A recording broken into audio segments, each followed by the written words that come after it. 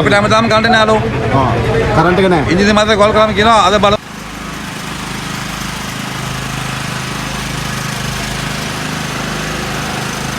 ලංකාව ඕගොල්ලන් ගන්න බෙන්ද ඕගොල්ලන් ගන්න දෙයක.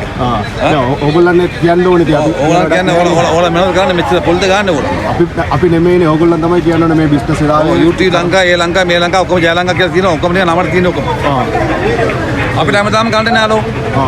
කරන්ට් එක නැහැ. ඉංජිනේර මාත්‍රේ කෝල් කරාම කියනවා අද බලමු හෙට බලමු හැමදාම බලමු තමයි අවුරුදු ගාන හැමදාම යන්නේ හැමදාම ඕක තමයි.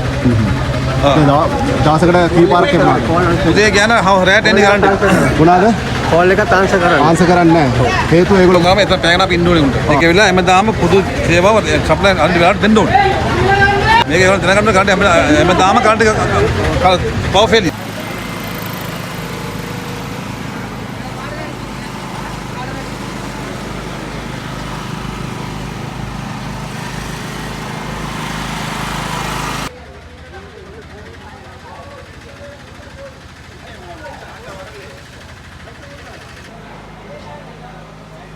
දිගටම සතියකට වැඩි හැමදාම 12ට විතර යනවා. ඊට පස්සේ හවස් 4 වෙනකන් කරන්ට් එක නැහැ.